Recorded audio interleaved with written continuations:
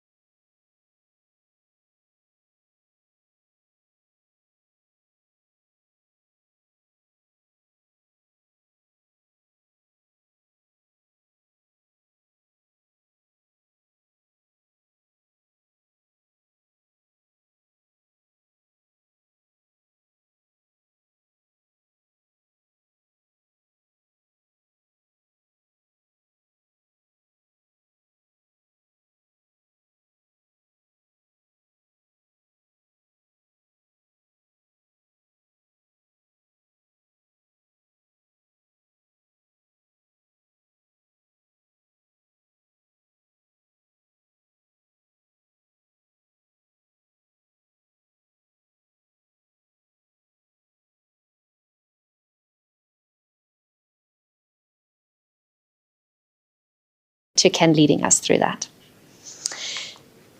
I think what is important to mention is that while you're hearing me speak, you'll be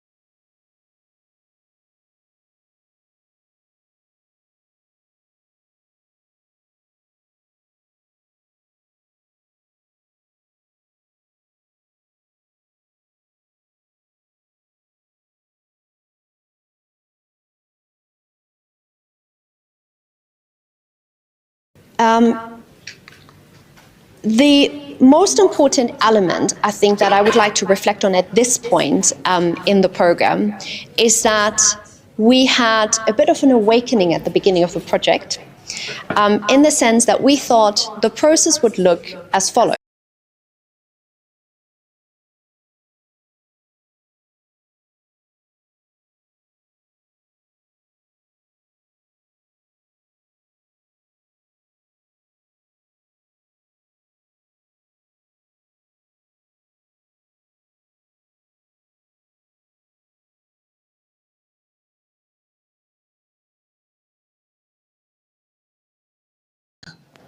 Because that is above the industry or the standards that are set by government.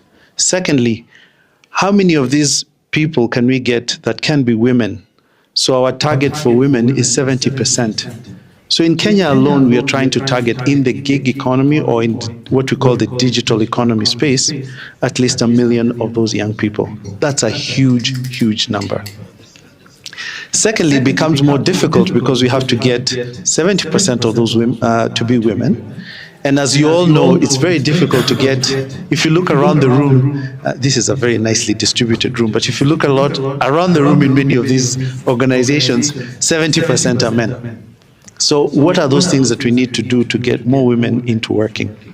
Third, in our communities, we really leave out a lot of the people with disabilities, mainly because institutions and setups and places of work make it very difficult for our brothers and sisters to participate in nation building in that space. Lastly, we have a huge issue. We have, if you've ever been to Kakuma or Dadaab, we have very large populations of refugees. How do they get involved and contribute in the digital economy as well? We talk about gig work, but some of these big things or factors limit them from participating in building the economy using gig economy and also digital economy work. So our job is to try and figure out, through Marie and through Immobilis, through our other partners, on how to bring out the things that we need to speak about in order to allow policy to be created, in order for us to reach the target audience. So in my remarks today, obviously all protocols observed, Madam Karema, I salute you and everybody from the ministry, and all our distinguished guests. We are gathered here today to reflect and celebrate the launching of the policy guide for digital economy, a tool for advancing and implementing a stronger gig work sector in Kenya. And I would like to begin by congratulating Immobilis Technology Facilities, as well as who steered this work with the support and collaboration of Africa Practice. Let me also pass my gratitude to the Government of Kenya, and in particular Ministry of Labour, Social Protection, and the Ministry of ICDE for their partnership in availing the resources of the Ajira digital hubs for research. This is key because a lot of the young people who are working in or who are being trained in the Ajira digital centers, many people say Ajira digital centers are owned by somebody. Actually, they are owned by government. We support government by use of those facilities to deliver the services for which we support. As Kenya's digital economy continues to grow, the contribution of young people is undeniable. With Kenyans below the age of 30 forming the majority of workers in the digital economy, has brought with it a need for a responsive effort to ensure that these young people enjoy a decent and fulfilling work experience. Basically what I was talking about, how much do we need to earn in the gig economy in order to make it worthwhile to participate in it? The digital economy is likely to continue attracting young people with its vibrant and broad base of support and opportunity in the marketplace. We believe that a conducive environment for both these young workers and the businesses that they are engaged with gives Kenyans a strong chance of a sustainable digital economy moving forward. This tension lies in the need to balance the growth and potential of the digital gig economy sector with the imperative to protect and empower gig workers.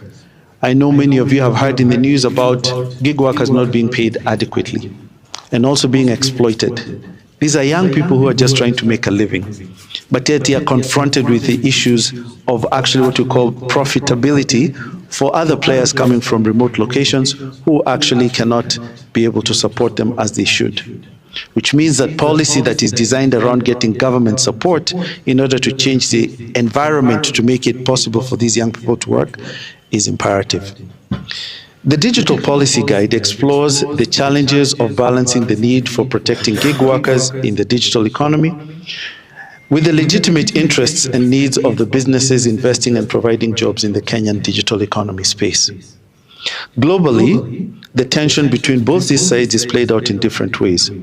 Common themes of labor and investment protection and promotion emerge even as stakeholders across the world explore how to responsibly and responsibly build and address the needs in a national context. Without thoughtful responses, the risks and downsides of the rising tensions would actually create an environment where both workers and providers, investment flight, and building frustrations among workers, resulting in various behavioral and adjustments as both these sides attempt to protect their legitimate interests. Business are coming to make a profit here. The people here want to create a decent living. The young people are looking for opportunity. How do we marry all of this? Yet we are saying that we cannot live in Kenya and Kenya alone. We need to be able to help the young people who work in digital spaces internationally. So responding responsibly involves addressing the complexities of a rapidly changing labor landscape where traditional employment models are being disrupted by digital platforms and remote work opportunities. It includes reflecting on how to harness the economic potential of the digital economy while ensuring that it provides sustainable, fulfilling, and dignified employment to Kenyan youth. This process is an important part of our country-led approach to the Young Africa Works. Remember when I talked about Young Africa Works and how many people we are targeting? We're targeting 1 million young people, 700,000 of whom are women at the MasterCard Foundation.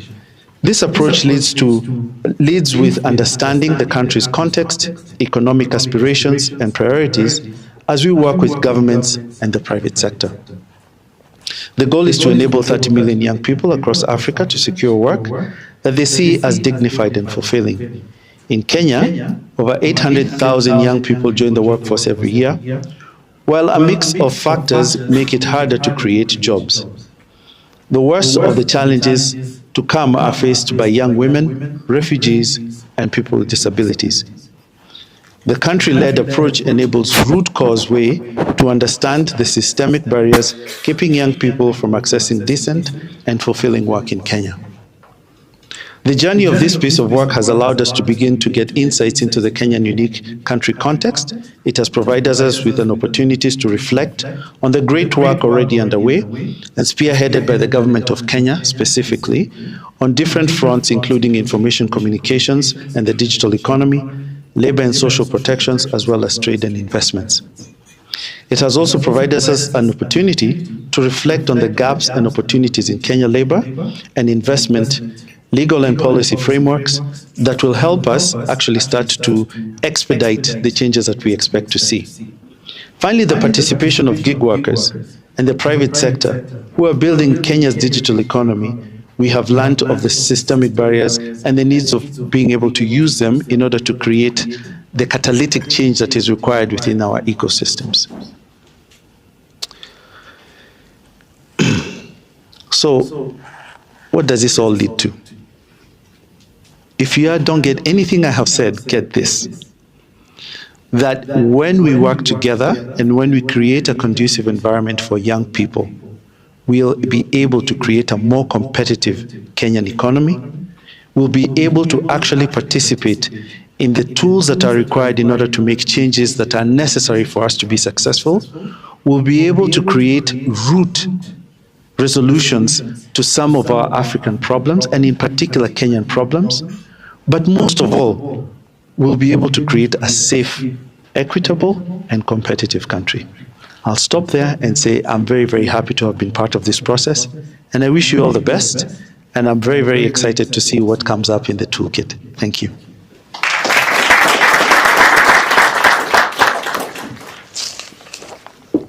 Thank you very much, Mr. Mushemi Wambugu. That was really refreshing. That working together collaboratively with the government, with investors, with other businesses, and the young people, that we are able to steer our young people to access or rather gain meaningful, dignified employment and be able to earn a decent income or rather dignified income. And Mushemi has set a bar for that. I really never knew it was a 40,000. And it is the challenge in the room that together, through this policy document and working together collaboratively, we are able to get our young people to access meaningful, dignified employment, and also get the businesses to spur and as such be able to grow our economy. Mary emphasized on that very well as very well in terms of encouraging collaboration, showing us how work has evolved over time. And at this point, ladies and gentlemen, I really hope you are with us to this end, because this is a discussion that is getting interesting.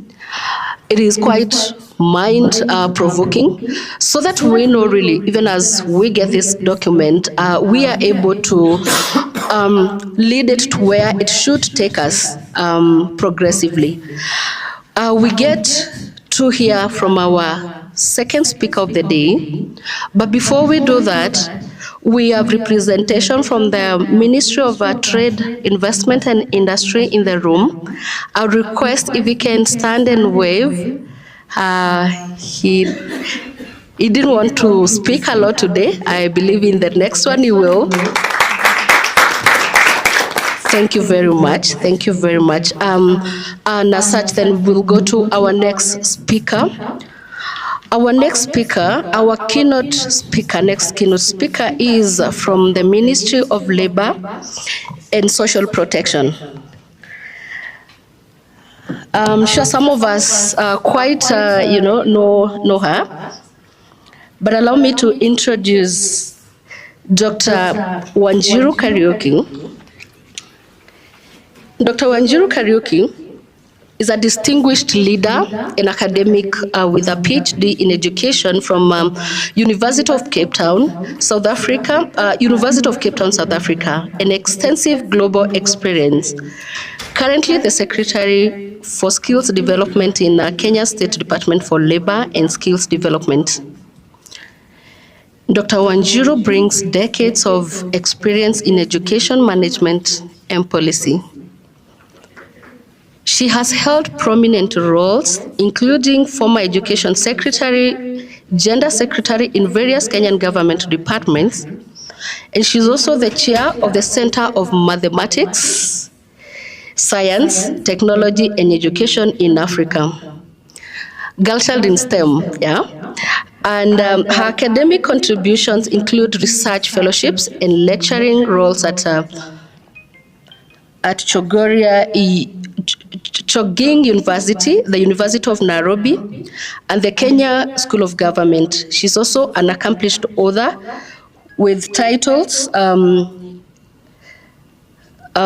She's written the book, 10 Things That Every Leader Should Know, Empowering Women in Kenyan Schools.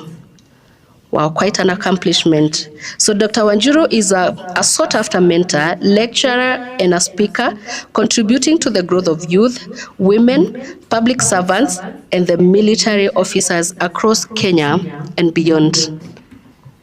Join me in properly welcoming our keynote speaker, Dr. Wanjiru Kariuki.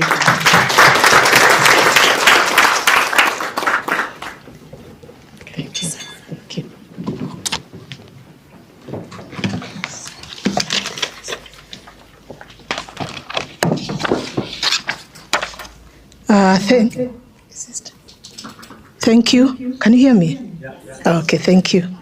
Thank you for that introduction. As you have heard, my name is Dr. Wanjiru Kariuki. I work in the State Department for Labor and Skills Development. I'm representing the Principal Secretary who would have liked to be here, but he's in another function. Mine is to say that I'm delighted to join you during this meeting, which has been convened to deliberate on the policy guide on stronger labor and investment policy for Kenya's gig work sector. For those of you who are not familiar with our department, it was established under the Executive Order number 2 of 2023.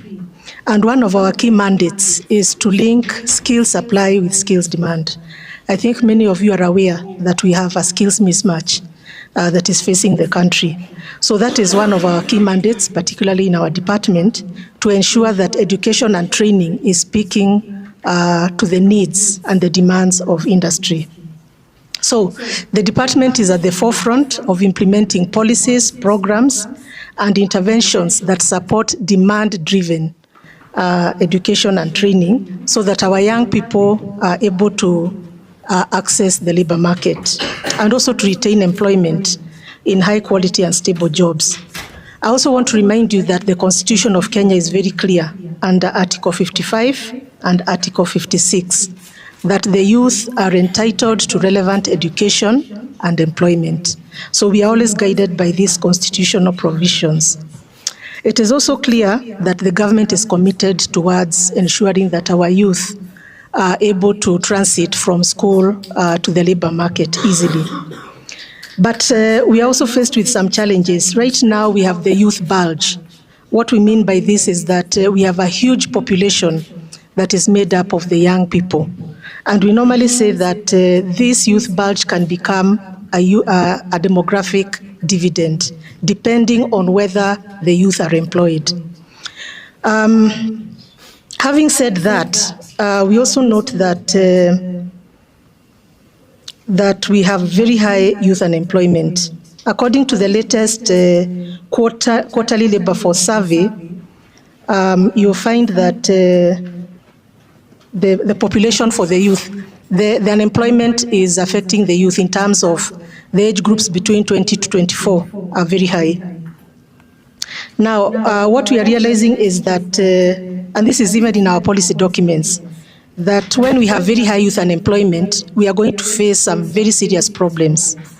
Some of these, of course, you are aware, is poverty, inequity, dependency, loss of self-esteem. I think you have seen many of our youth committing suicide, mental health problems, depression, social and political unrest. I think recently mliona Anguka Nae. That is one consequence of having the youth, the Gen Z out on the street. One of the major contributions is youth unemployment. So this is some of the challenges that we are facing.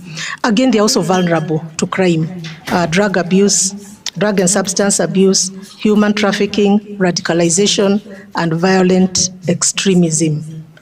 Having seen these kind of negative consequences coming out from high youth unemployment, it is important that we are having this conversation about the gig economy, helping the youth to enter the gig economy.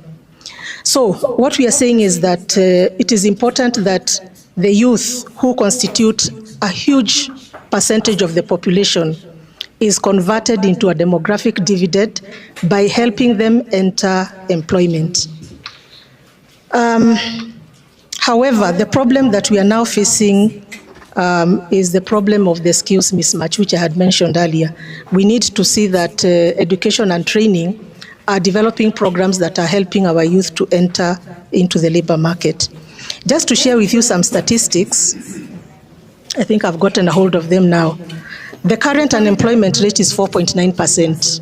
And in labor, we define unemployment as people who are not working, seeking work in the last 4 weeks, and available to work. If we go by that definition, we have about 960,000 Kenyans who are unemployed. Between the age of 20 to 24, we have about 424,000 youth who are unemployed. That is if we go strictly by that definition. If we look at the youth who are not even looking for work because they have given up on employment, we could be having about 2 million of them out there who are not working. But as per the definition of labor, we have 400 out there. If you look at the percentage, if you look at the youth between 20 to 34, we have 700,000 youth unemployed as per the strict definition of labor. We also have to consider that every year we are churning about 700,000 from TVET and university entering into the labor market. So we are adding more into the unemployment group. So the conversation of youth unemployment has to be discussed.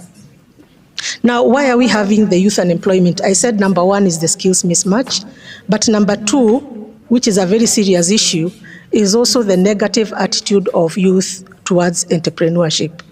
We have an issue in education and training where our youth are prepared for job seeking, going into white-collar jobs. I would want to encourage you to mentor the youth also to seek entrepreneurship, to become employers so that they can employ their fellow youth. They also have a negative attitude towards agriculture, and they see agriculture as the last resort.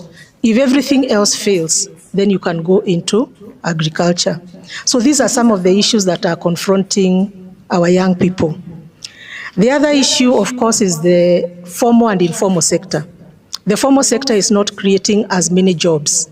If you look at the labor force in the formal and informal sector, you'll find that 20% of our labor force is in the formal sector. So what does that mean? 80% of our people are working in the informal sector. It also means that when our youth leave TVET and university, they are likely to go to the informal sector. So what we need the informal sector to do is to improve the quality of jobs so that they qualify as decent jobs. Decent jobs means that they have contracts, they pay their people according to wage guidelines, and they follow the criteria for the decent jobs as we have outlined. So those are the issues we are facing. So I'm very happy, therefore, that we are talking about youth employment in this forum. Just to highlight also what we are doing as government, because sometimes when we meet the youth, they also ask us, don't just tell us problems, also tell us what you are doing.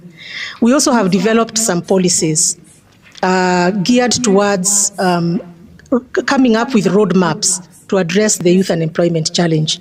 One of the policies we have developed is the National Policy on Labor Migration. This policy was approved on 8th August 2023. And the policy aims to ensure that Kenyans can migrate outside Kenya to go and work in a safe, regular manner. We must make sure that migration is safe. We must ensure that it is also regular. So that policy is in place and the government is implementing it.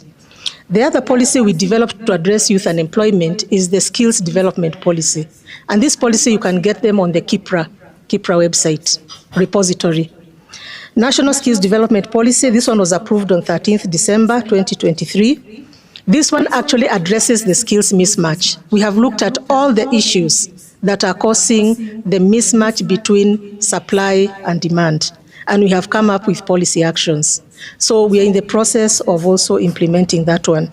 If we implement that policy to the full, we can expect Kenyans to have employable, productive, enterprising, innovative, adaptive, and competitive labor force. Another policy we developed was the national policy on linking industry to education, training, and research.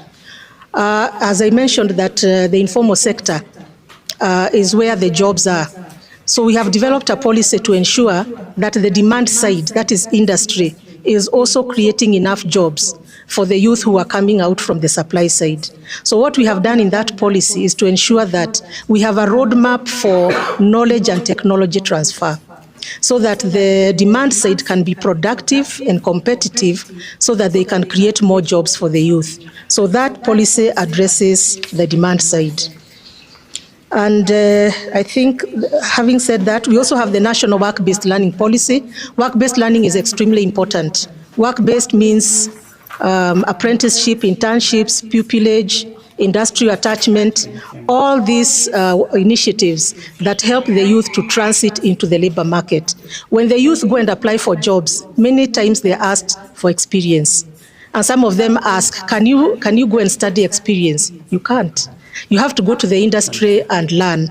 And therefore, we have a policy that brings this together, where we have put policy actions where industry is required to provide opportunities for the youth, and the government is required to provide incentives so that the industry can provide opportunities for the youth, so that they don't struggle. If they leave TVET, they can enter into work-based learning. During the course of their learning, they can enter into work-based learning. Finally, and this is ongoing, we are developing the National Business Process Outsourcing Policy, which we believe will be a game changer.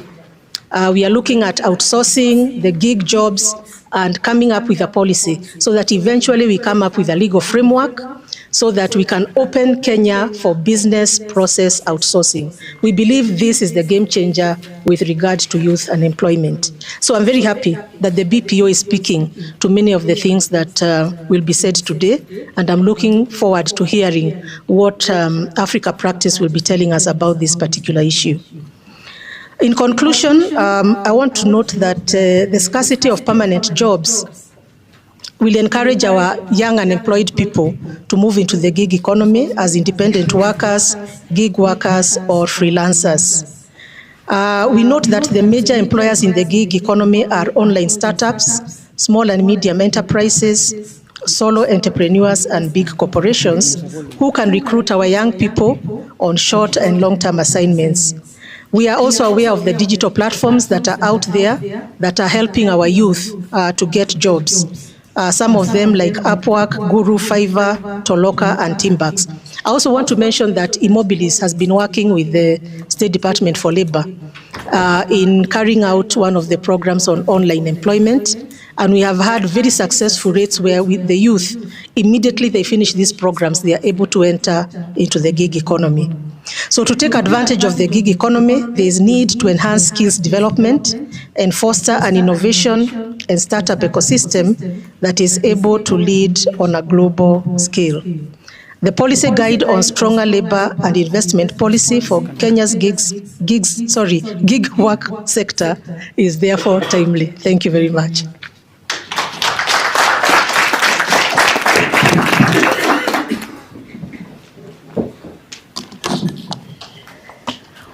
Wow. I think the statistics were quite mind-blowing.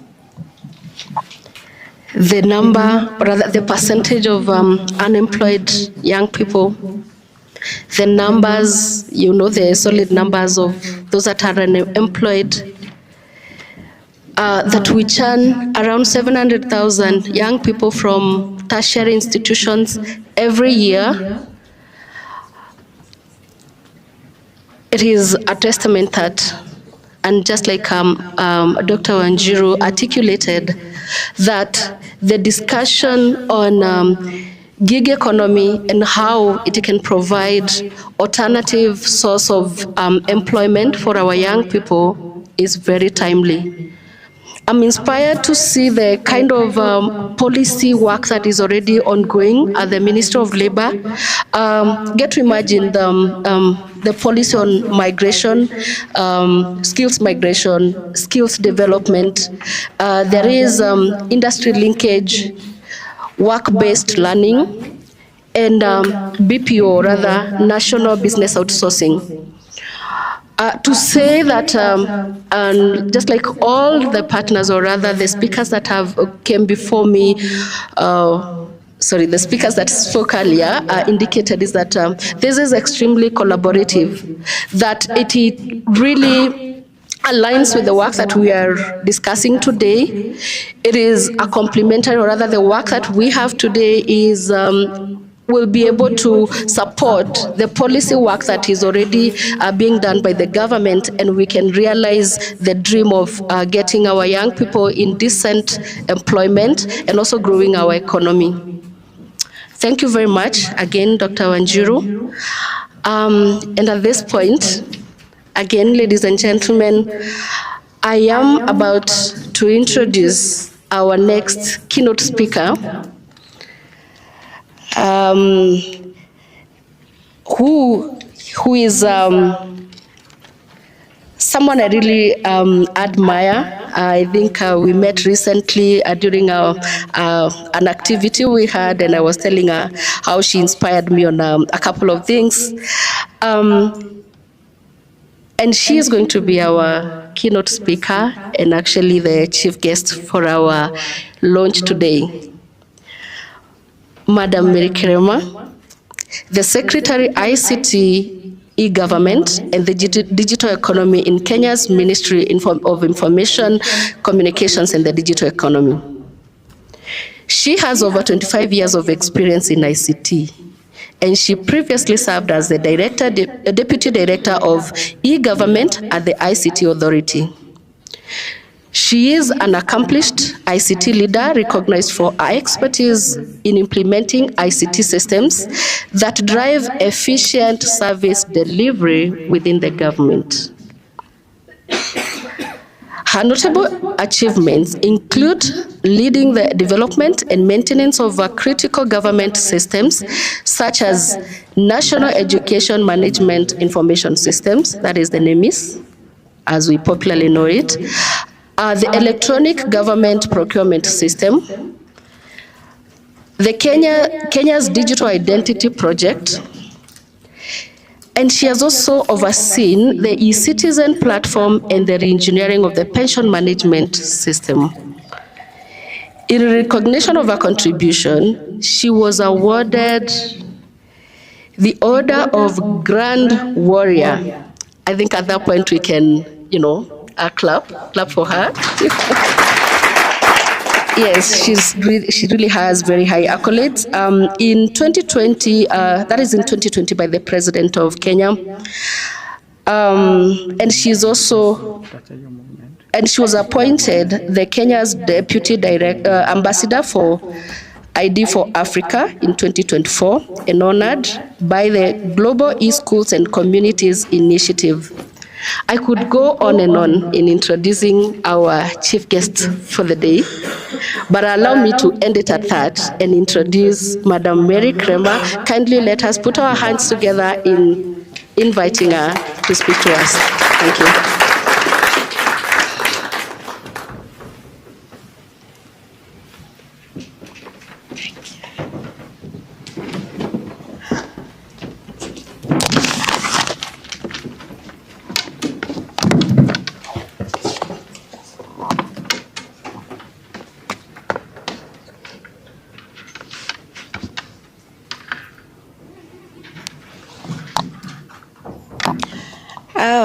Our distinguished guests, our development partners, our MasterCard Foundation, I'm always excited wherever you are in the house, because we know when you're in the house, we are okay. our esteemed colleague, my esteemed colleagues from Ministry of Labor, Investment, and the rest that I cannot mention, ladies and gentlemen, good morning.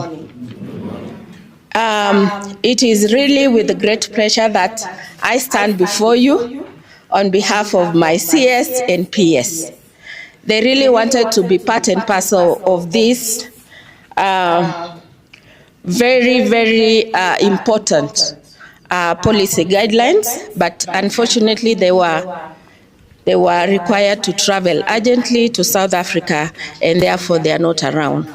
So therefore it is my single honor to stand here before you to really appreciate the work that has gone into developing these policy guidelines. And this day really marks a momentous a revolution or a turning point in the life of Kenyans, where we are talking about vital or important issues that are going to strengthen the gig economy ecosystem in this country. And as a nation, we find ourselves at crossroads where technology, innovation, and shifting labor markets present both challenges and opportunities at our workforce. The gig economy, often characterized by short-term flexible jobs, has emerged as a significant force driving employment in Kenya. Today, millions of Kenyans are engaged in freelance work, offering their skills and services across various sectors. Whether it is transportation, technology, hospitality, name it, they are there and they are ready to offer these skills. This dynamic sector has not only created new avenues for income, but has also provided a vital source of resilience of many individuals, particularly in times of economic disruption. However, there are significant challenges that need to be addressed. Challenges include issues of worker rights, job security, access to social protection, fair pay, and many more. While the gig economy provides flexibility, it can also expose workers to precarious working conditions without the safeguards that traditionally come with formal employment. This is why today the launch for this policy guideline is so crucial. By addressing these challenges, we aim to create a balanced ecosystem, one that harnesses the benefits of gig work while ensuring that workers' rights are protected, their contributions are recognized, and their livelihoods are safeguarded. The policy guidelines document that we launched today, we are unveiling a comprehensive framework that, one, promotes fair and job security. It will lay a foundation where we will establish policies and guidelines and standards that will ensure fair compensation and timely payments for the gig workers, ensuring that they are not exploited. Number two, these guidelines enhances worker protection, where we are recognizing the importance of providing gig workers with access to basic labor rights, including health insurance, retirement savings, and other social protections. This policy guidelines seeks to integrate these protections into gig economy in a way that is both practical and sustainable. Number three, encourages training and upskilling. As the nature of work continues to evolve, we must ensure that our workforce is prepared for the future. Through these policy guidelines, we will base the subsequent policies that will prioritize initiatives that provide gig workers with opportunities to upskill, access training, and gain qualifications that will enable them to thrive in the digital economy. Number 4, fostering innovation and entrepreneurship. The gig economy has already proved to be a springboard for entrepreneurs, particularly in the tech and creative sectors. We will continue to support innovation and the development of platforms that empower freelancers and small businesses, the small BPOs. Of course, we have the Tier 3, the Tier 2s, and Tier 1. And mostly Tier 2 and Tier 1 are forgotten. And that is where the jobs are. So we endeavor that through the guidelines that have been given in this document, we would want to really explore and scale up these opportunities and operations. We want, the other thing that has been brought out is about promoting inclusive growth.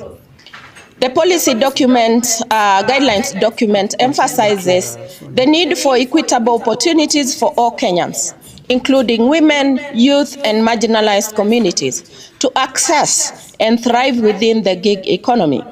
We believe that everyone should have an equal chance to succeed in this new labor landscape. Lastly but not least is the issue of dispute resolution. The gig economy players, they have nowhere to go and get redress. And in many times, of course, there was the case that was in court. But who lost? Who lost? The worker, isn't it? So we don't want a situation where our gig workers are exposed and nobody cares. And that is why it is an eye-opener for us to put the policies and guidelines that can really safeguard these workers. As we move forward, it is crucial that we adapt a collaborative approach. The policy guidelines will not succeed in isolation. It requires the active engagement of all stakeholders, government agencies, private companies, trade unions, civil society, and most importantly, the gig workers themselves. Because they are the wearer of the shoe. And if we don't engage them, then we'll be putting up policies, guidelines, regulations for who? Because we are not there.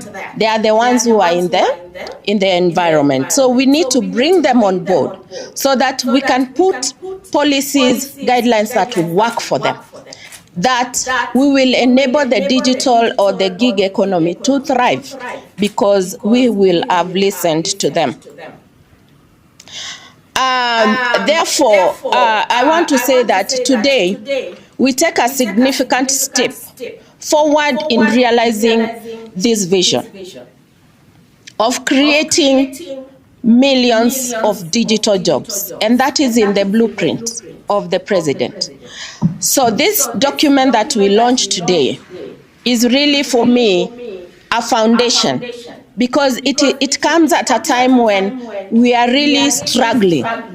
What is this BPO? What is freelancing? What is the gig work? You know? And therefore, it is really going to lay a foundation.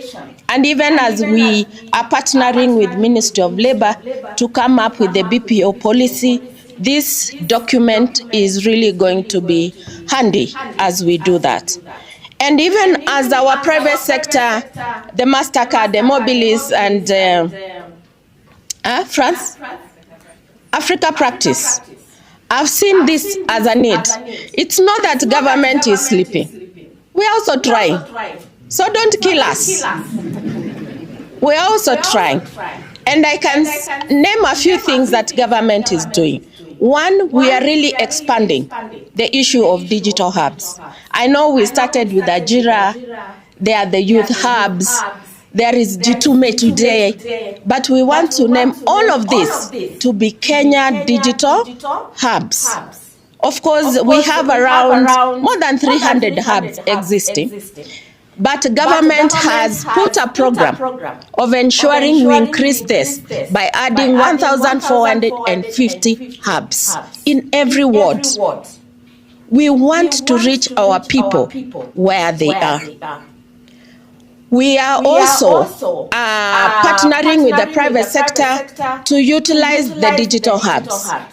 We can put the digital hubs, but if we don't have the real digital skills and digital jobs, we are saying we don't want to take the route of universities, the academia. They train you, they don't want to care where you go or where you land. Get your certificate, get your degree, get out. Bye. But we want to use our digital skills to ensure anybody who passes through those digital hubs, they will be digitally skilled and they will get a job. We are not going to define which job, but you will get a job.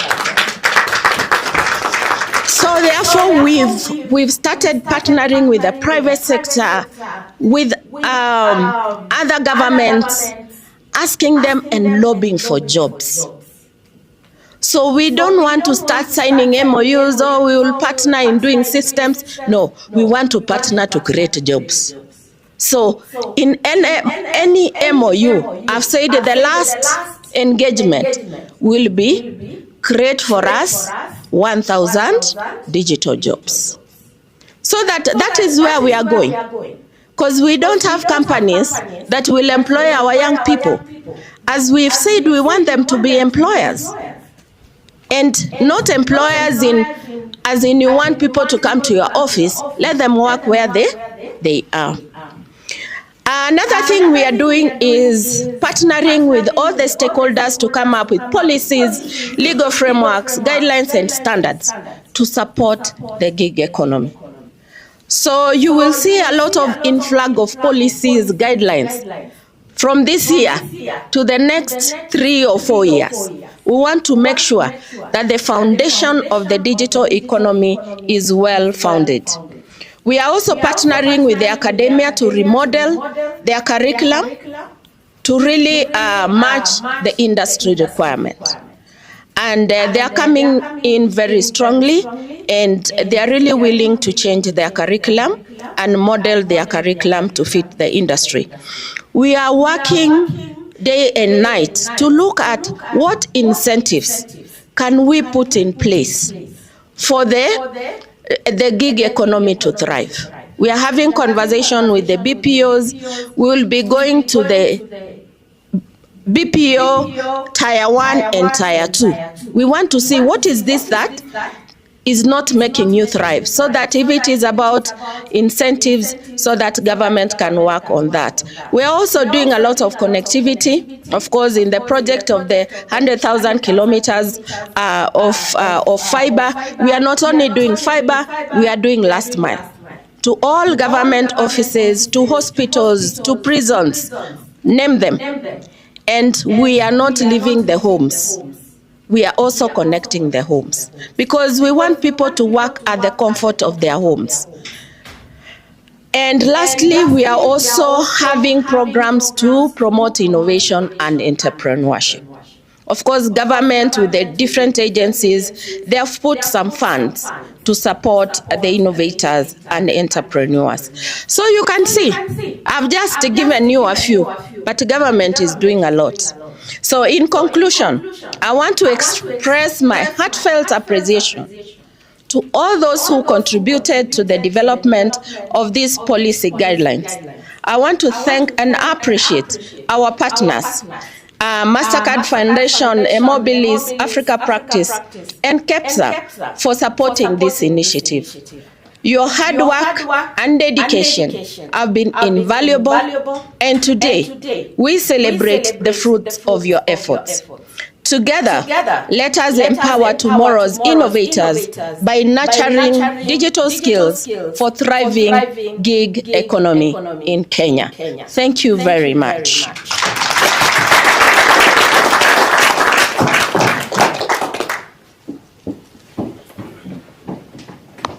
Good morning. Morning. Thank you so much, Madam Kerema from the ministry. She was very gracious to receive us for meetings, and she had very insightful feedback for us. Thank you as well, Dr. Wanjiro. It was lovely, lovely, lovely engaging with you, and we're so happy that you're here. Before I move on, I would like to ask us to recognize a special group of people. They're seated to my left. The Ajira gig workers, if you could just wave at the room. So the people sat on that table are the gig workers. We had the great pleasure of engaging with them during the process. We spoke with them. We went to different parts of the country to meet with them, and they contributed greatly to the insights. And so a lot of what you will be seeing in the toolkit once you have it in your hands is information that we learned from them. Yeah? So once again, a round of applause for them. Thank you guys so much for coming. Now, we're in the good part. We're in the launch. On my right is a stack of books that we're hoping to give you. That is a toolkit. But before we get there, we have a short. Well, it's not short. It's not entirely short. Okay, ask your neighbor for me if it can be like a bit long. Just tell them, can you give me a bit of time? Talk to your neighbors, speak to you. You see, neighborliness, yeah? Neighborliness is an important quality. Just talk to them. If you haven't said hi today, say hi. Have they drank their water? Have you had your mints? You know? Okay, so I'm going to guess from the laughter and the smiling that you're giving me the time that I need. Thank you so much. I will invite the MD of Immobilis, without whom we would not be here today, Mr. Ken Mwenda, for brief remarks regarding the project. Kindly let's welcome Ken.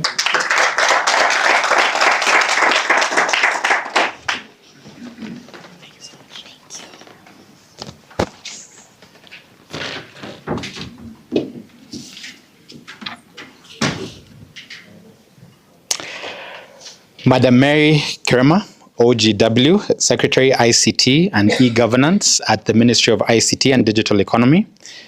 Dr. Wanjiro Karaoke, Secretary, Skills Development, Ministry of Labor and Social Protections.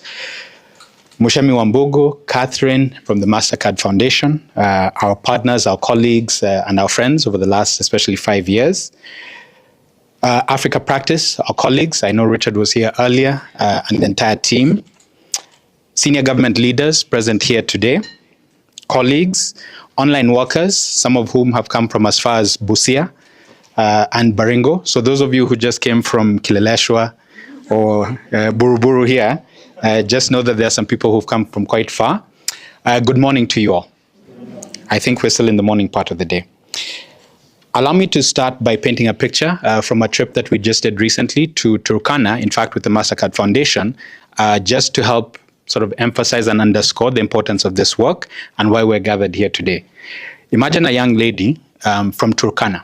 Turkana, Kenya's largest county, slightly under 1 million people, one of the harshest terrains in this country, where sadly when you leave, some of them said to me, you know, unarudi Kenya, as if they're not a part of the country.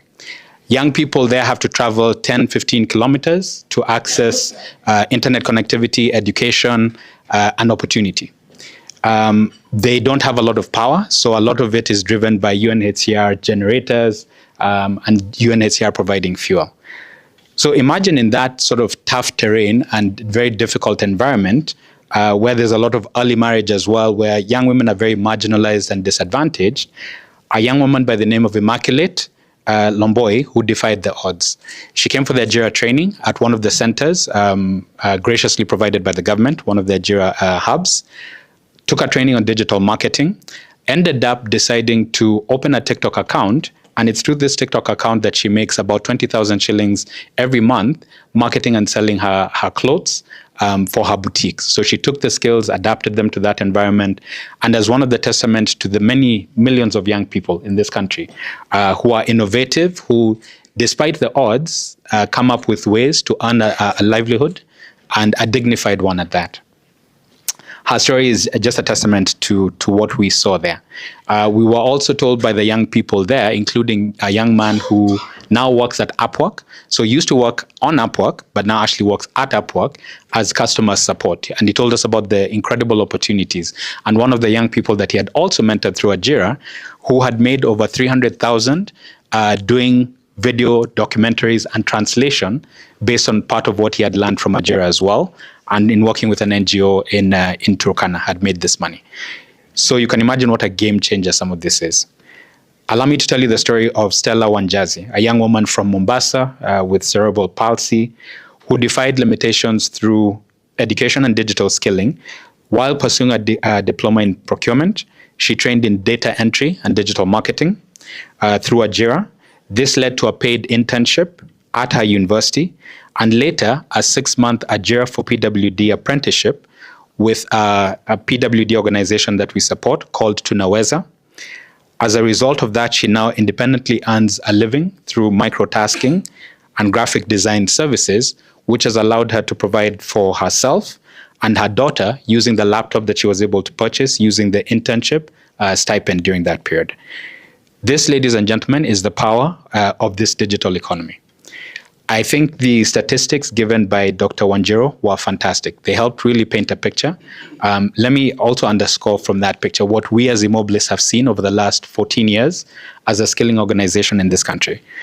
We see between 700 and 900,000 young people graduate from TVETs and universities and enter the labor market.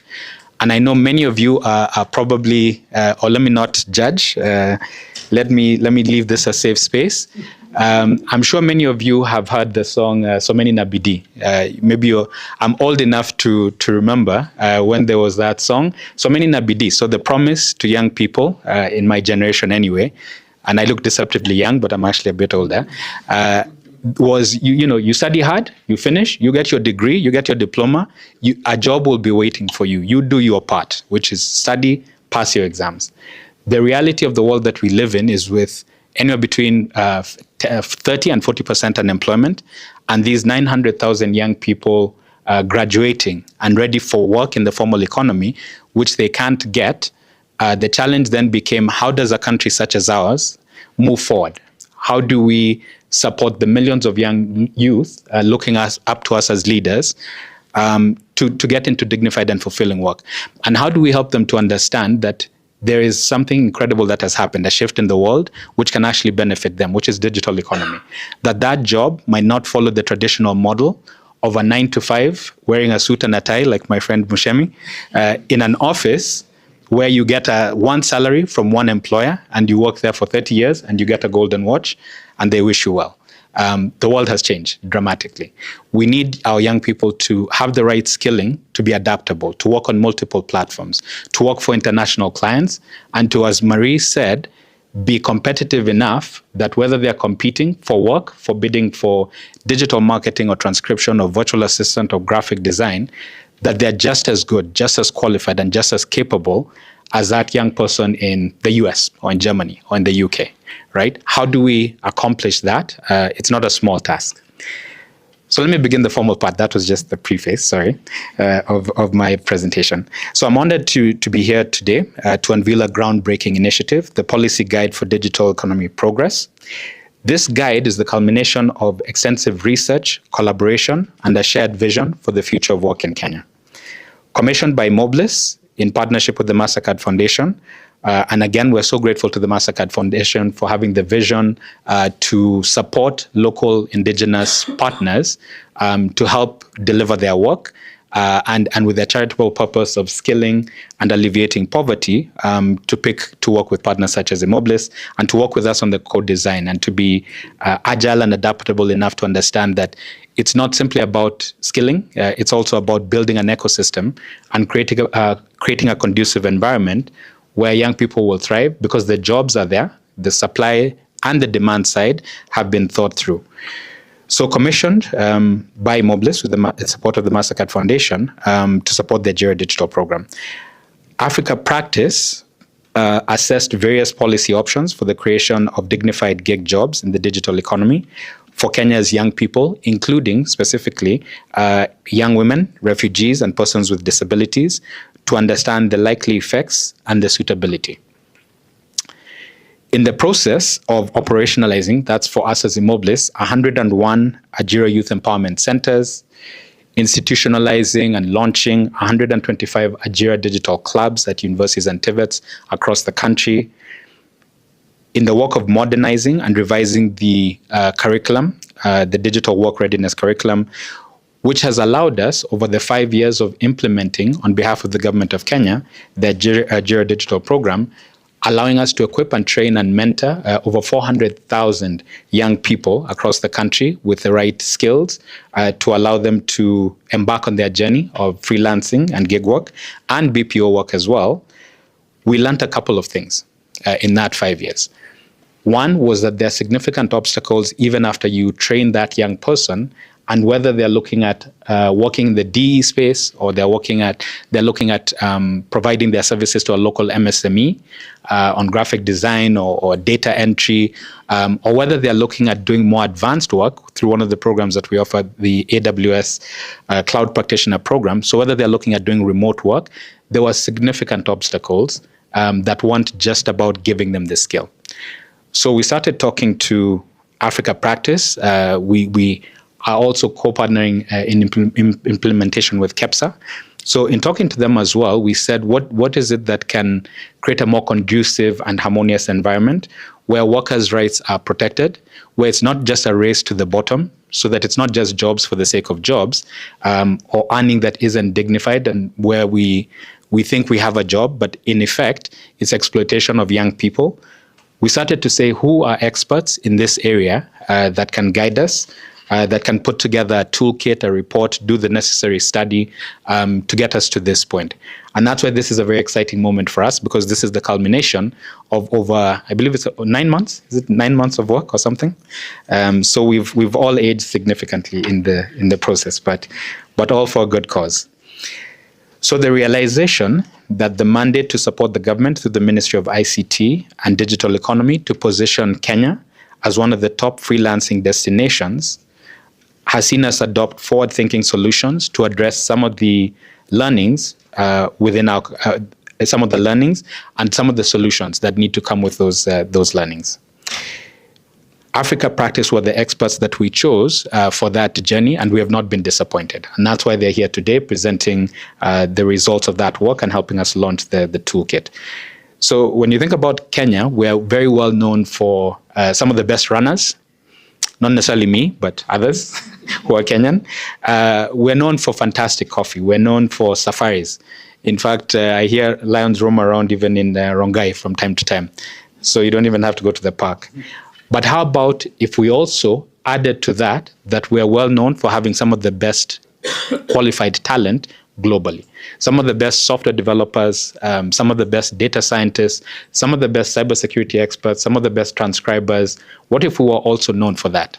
That's the dream of the government, of our citizens, and of ourselves as we came together in this partnership. The case of labor policy advocacy was beyond our capacities. So with the support of the MasterCard Foundation, we commissioned Africa Practice, who have extensive experience in this area and who are able to bring their technical expertise to bear in looking at different jurisdictions. They studied, for example, using a benchmark and gap analysis approach, India, Malaysia, South Africa, Germany, to understand what are the laws in those areas, what are the special economic zone incentives and other incentives that are supporting those areas to thrive, particularly where they're more advanced in recognizing whether it's worker rights or creating the right policies to support the advancement of their economies. So as Kenya's digital economy continues to flourish, the gig economy presents a wealth of opportunities, particularly for our youth. The sector offers the potential for meaningful employment, flexibility, and innovation. However, to unlock its full potential, we need a robust policy framework that protects workers, incentivizes investment, and fosters a thriving digital ecosystem. I'll give you an example of something that through the support of the MasterCard Foundation, we've also been able to launch, so that beyond skilling, beyond launching the Ajira for She apprenticeships program, we're also able now to go into specific verticals and industries to see how we can build those, even as we're building local companies and platforms. We signed a contract about 5 months ago now with Wowzy, which, for those of you who don't know, is a very successful platform. They've done work with Coca-Cola on influencer campaigns. They've done work with MasterCard Inc., not the foundation. They've done work with L'Oreal. And they have a very interesting model that allows a young person to open an account, grow their number of followers, become an influencer, and help run campaigns for large companies, at large or medium-sized companies, and that allows them to earn from that platform. So it's our very own. It's a homegrown local solution for digital work and digital economy. So our contract with them is for us to provide them a sub-grant that allows 1,500 influencers, young people, hopefully 70% of those young women, to learn how to use, who've been trained through Ajira, through digital marketing, to learn how to become an influencer, how to participate in those campaigns. And for those 3-month periods where they're on apprenticeship, they earn a livelihood through the stipends that they get, which hopefully grows their following, gives them some work-based experience, and allows them then to continue on their own post the 3 months of their apprenticeship. There was also this thinking as we embarked on this journey that there was that the gig economy operates within a legal gray area. This ambiguity hinders growth and creates challenges for both workers and businesses. Gig workers often lack essential protections, while businesses face regulatory uncertainty. This guide aims to bridge this gap by proposing a comprehensive and innovative policy framework. I should also commend the government, because as Madam Mary was saying, and I'm not just saying that because they're in the room and they're the majority, I'm saying it because they have been more or less one of our many bosses over the last 5 years. I often say to our team of over 220 staff now dedicated to the program, including 101 center managers, 67 trainers, and a program management office team, some of who are with us today, that we are 4 bosses. One is the government of Kenya, right, whose work we are doing and whose program we are implementing. And we have to follow the protocols, the guidelines, to make sure that we're doing a job that we can all be proud of. But secondly, there is the MasterCard Foundation, with whom we have a contractual obligation, but with whom also we are aligned on the vision of who we're trying to help and how. Then, of course, as Immobilis, we're a private company. We have a board of directors who, as we all know, we all have bosses, so I report to someone as well. But the most important boss for us is the young person of Kenya. And how our work affects them, and if we're actually genuinely making an impact, is extremely important to us. So, I was just commending the government because not only as one of our bosses, but the idea that we've seen how they conceived this program, we've seen the idea to expand the hubs, because the validation of the 101 the Ajira digital centers, and how they can work and how youth can use them as mini BPOs to do work for online clients, for clients local and because they have internet connectivity, because they have devices. Looking at that model and saying, this actually works, this actually helps youth, this actually reaches youth where they are, their point of need. So why don't we expand that for Madam Mary explained. But also, how do we solve the challenge of the digital divide through last mile connectivity, through 100,000 fiber optic cable? So I commend the government for that, and I hope that those efforts bear fruit because they will truly benefit the young people of Kenya.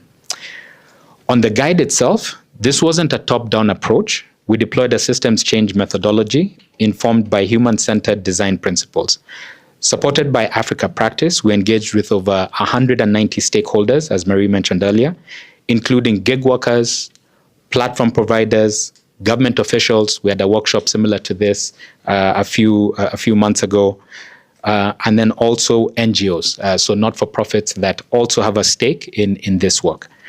We conducted in-depth research, or Africa Practice did it on our behalf, explored potential scenarios, and gathered valuable feedback through focus groups, interviews, and surveys. This collaborative approach, and the reason why I'm emphasizing this, is for you to understand that this is not only the culmination of many months of work, it's the input of a lot of different stakeholders who have a vested interest in the success of Kenya's economy, but in digital workers, in BPO work, in freelancing, and in remote work. And making sure that it meets the needs and aspirations of all stakeholders. Some of the key features of the policy proposal, if you'll allow me to summarize into the 5 key interventions. The first was a tripartite forum. It is a tripartite forum, a collaborative body involving government, workers, and job providers that will establish industry standards, focusing on national and international obligations, including the reduction of algorithmic bias. As was mentioned earlier, one of the things that plagues online workers and that affects their ability to be treated fairly or to get into dignified work is where, for the same kind of work, a young person in Kenya will be paid less than a young person elsewhere, because algorithms determine who gets what pay depending on where you're logging in from, right? So how can we work knowing that that's a reality for a lot of gig workers? The second was about legal recognition. The Employment Act framework expansion to formally recognize gig workers, ensuring basic labor rights and protections. That's why it was fantastic to hear what Dr. Wanjiru was mentioning and the ongoing work and some of the policies that are already underfoot to just make sure that we're getting to where we need to get to serve our citizens. The third is a multi-purpose platform.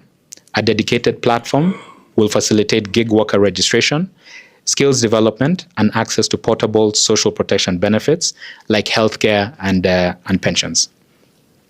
The fourth is dispute resolution. So an efficient ombudsman office to be established to address grievances and disputes between gig workers and job providers.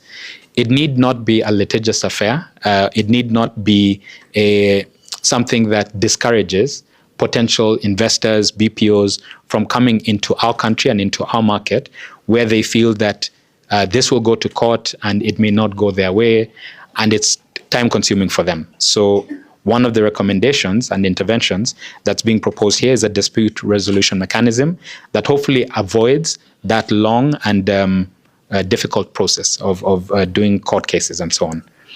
And then the fifth was incentivizing investment. So existing financial incentives could be linked to a whitelist system, rewarding platforms that comply with the new standards. Additionally, special economic zone benefits could be expanded to include virtual, remote, and international gig work. In today's age, we have to be, as a country, very dynamic and innovative in how we look at what a special economic zone is and how it can attract more work, but what laws and policies need to be in place to enable that and to support that. We believe the impact and benefits will be multiple and numerous, and will have a positive domino effect on the Kenyan economy and the gig system, the gig ecosystem. Some of the anticipated benefits for gig workers: it's reduced algorithmic bias, it's access to health and pension benefits, it's legal recourse avenues, and its opportunities for skills development. For platforms, it's improved legal certainty, it's access to a skilled talent pool, and tax benefits, potentially. And for the Kenyan economy, it's hopefully increased GDP, increased employment, higher tax revenue. I'm sure that will be music to the ears of some, and a more productive and empowered workforce, which we all want. So in conclusion, just like the stories I started with of Immaculate, Lomboy, and Stella, countless Kenyans have the potential to thrive in the digital economy. Our young people have told us they expect no less. If as was mentioned earlier, the Gen Z protest taught us nothing, it's that this unemployment crisis is nothing short of a crisis and one of the biggest epidemics of our time. Forget COVID, this is bigger than COVID. And can thrive in the digital economy regardless of their geographic location, gender, or any other barrier. By empowering our workforce and creating a supportive ecosystem, we can unlock their full potential and build a stronger and more prosperous nation. So with that, I just really want to thank all of you for taking time from your very, very, very busy schedules. We still have a lot more planned, but we're very grateful that you took the time to come and understand this, see how you can plug in, understand what needs to happen next, but because of your interest in supporting the economy and supporting young people, you made time for this. So we're truly grateful. Thank you so much and welcome once again.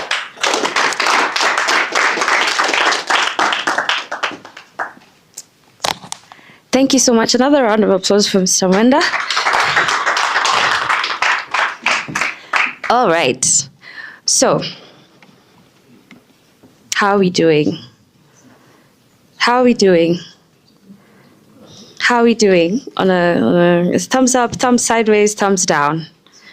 Up, sideways, down. Okay. Ask your neighbor what the last game they played was. What was the last game you played? In the spirit of neighborliness, what is the last game that you played? A video game or a card game or a physical game, whatever it is.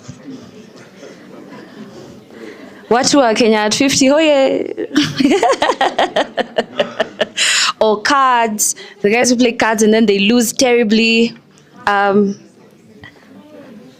Or when was the last time you played? Do you remember Snakes and Ladders? Snakes and Ladders? Okay, do you remember Snakes by itself, the one that didn't have ladders? Because there was Snakes and then there was Snakes and Ladders. Or the console, the one that used to have like 4 buttons, the rectangular one with 4 buttons. Nintendo. How many of us remember Nintendo? Nintendo. Oh no. No Nintendo players? This side of the room. I've come to collect you. I've come to re-invite you. Nintendo? Okay, cool. Snakes and Ladders? Okay, Need for Speed. Need for Speed. Okay. So we want to show you what the policy proposal we're making can do. But more than telling you, we wanted to show you. And we want to show you via a game. So could we all sit facing the screens, kindly? Because we'll be playing a game. And while we're at it, kindly welcome Marie Wilk back to the stage. Thank you, Judy. That's a fabulous warm-up. Why a game? Research has shown that a gamification approach is actually the best way to make something click. Because it's an experience. You read, you listen, you respond, and you engage otherwise. So as I said at the very beginning, one thing that we learned during this process is that we have to be very innovative, not just in the way we think about policy, but also in the way we engage with each other, because we all have very different backgrounds, different experiences in terms of where we come from, how we speak, how we experience, etc. So we've tried many different ways throughout the process, and we're trying one again today, which is a video game. And I have never played a video game with a room full of 50 people. Is anybody in the room who's ever done that? No. So I ask for your forgiveness in case we have any technical glitches. Given the size of the group, we couldn't do a proper dry run. I'm going to be your avatar. So I will be administering the game for you. You don't all have little Nintendos and consoles, but we will be inviting you into the process, again through Mentimeter. And this time we've made it a little bit easier. You can just use your smartphone and scan this QR code, and it will automatically take you to the Mentimeter page. And I will show you at different points when I need you to be active on Mentimeter. Essentially, I'm your guide through the computer game, but I will take your orders. So I will ask you at different points in the game what solution you'd like me to explore, or if you will, what route you would like me to take. These are different options that are available under today's Kenya in 2024 gig work environment. And then there are some routes under the new policy scenario so that we can jointly see what are the different options, where do they lead us in today's world and in a future world. But before I go there, I just really want to briefly give you the technical explanation of what the proposal really is. Ken just kindly walked us through the different solutions and the different components, but I think it's really important that we see it on paper and that we briefly walk through it so that you can see what are the different mechanisms that we're referring to in the game. Another point I wanted to make at this point is that we have been speaking about gig work, but I think you've heard many examples in the different speeches from our esteemed keynote speakers and from Ken a moment ago. And I'm referring here again to what we saw at the very beginning, the icebreaker that Evelyn conducted. Gig work is a lot more than microtasks. And the definition that we used for this work looked way beyond that. We looked at freelance work, we looked at remote work, we looked at BPO work, we looked at microtask work, we looked at platform work. So it was a very comprehensive and all-encompassing definition, and the policy environment is designed for that. So the technical explanation. The proposal is for labor legislation, and of course it's heartwarming to hear that all of this is in motion already, and it's been a pleasure engaging with the various government agencies throughout the process, is for formal labor legislation to formally recognize these workers in their own right and in a new category. Secondly, for the legislation to initiate a tripartite process based on what we know from the International Labour Organization and from other labor tripartite organizations globally, to develop minimum voluntary standards. And that's not because I don't like compulsion, but the process has taught us that the voluntary component here is really important, and you will see in a moment why. And for that to be linked to codes of conduct that address both the minimum rights of workers on the one hand and the platform obligations on the other hand. The voluntary component will allow us to then also capture voluntary obligations, platform obligations regarding the global commitments. Third, for the legislation to introduce a government-maintained whitelist mechanism to recognize platforms and other job providers who participate in and comply with the tripartite process and its standards. And here we have seen an extremely successful model of a use of a whitelist in international supply chain due diligence legislation. The European Union, with the responsible mining supply chain legislation, was the first that used that. A whitelist essentially moves away from blacklisting, moves away from prohibiting certain actors, and moves towards recognizing actors that are responsible and that are complying with standards, and then links it to certain incentives. And thereby it addresses the information asymmetry that we often find in different communities and stakeholder ecosystems. Fourth, for the existing financial incentives to be linked to the whitelist, and for that to include the SEZ incentives, and for those to be expanded to non-physical locations. And I'm emphasizing the existing because one element that was really interesting in the conversations with the different private sector players, the investors, technology firms, SMEs, they said we don't actually need more incentives. We need the incentives that exist to be more accessible, and we need them to be better linked. What the platforms were really interested in is knowing where skills are being built and where they're accessible. So to the point of matching skill and demand. That was a key component. And then for existing incentives to be more accessible. So this policy proposal does not propose new tax cuts or new other budgetary commitments from government. It looks at bringing all the different components together. Fifth, for the legislation to recognize a dispute resolution mechanism under the tripartite process or an ombuds office that will allow for the quick and cost-effective resolution of labor disputes between the gig workers and participating parties. And given the fact that it is linked to the standards in the tripartite body, it avoids any of the issues that you will see in the video game just now around jurisdiction limitations. And lastly, the development of a multi-purpose platform, again, basing it on what already exists, for skills development and the tracking of portable benefits. And here we have particularly looked at the portable benefit regulation from India and Malaysia, which originates in an original model from the United States, but has been adapted there to the digital economy setting, and which is working extremely, extremely well. In the policy guide itself, you will find a lot more detail, particularly on this last component. But what I really would like to do is start the video game. And the video game is from the position of a gig worker. Her name is Sarah. I'll be your avatar for Sarah for the moment. And we will see together how the world would change for Sarah if all of these different elements were in place. We can't hear the sound. Okay, well, can you hear the sound from the computer? Good, we'll run with that. So Sarah lives and works in Kenya. She performs basic gig work, working from home. She uses a VPN to avoid algorithmic bias and to access a platform that is not otherwise accessible in Kenya. She's 20 years old, she has a young daughter, and she has her parents to care for. In the first scenario, she works in Kenya today.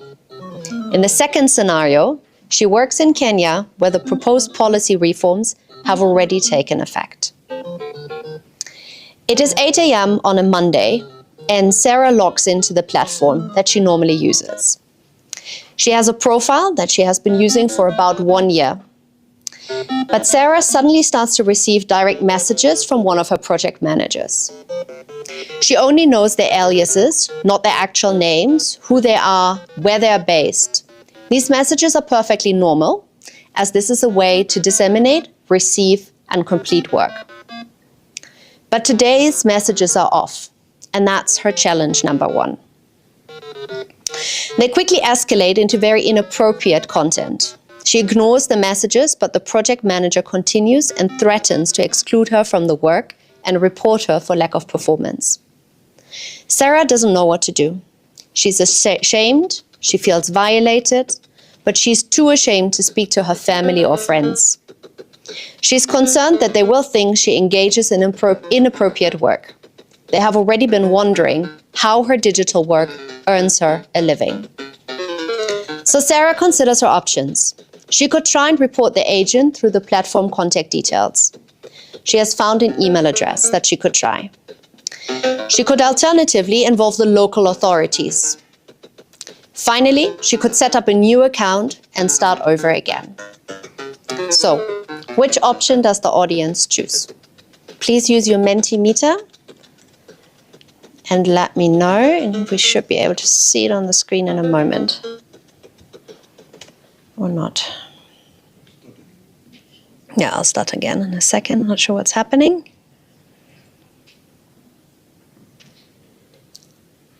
Is Judy in the room? No.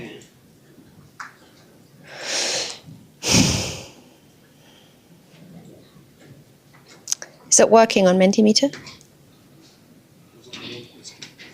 Wasn't. Okay. All right. Apologies for that. I'm glad I asked for forgiveness at the beginning. Can I have a show of hands? We'll do it the traditional way for now. Can I have a show of hands for those who would like to log a complaint through the website of the platform?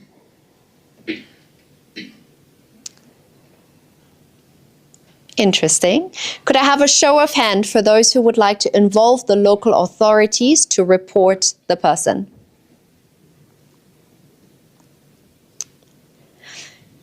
Can I have a show of hands for who chooses scenario 3, setting up a new account and starting over again?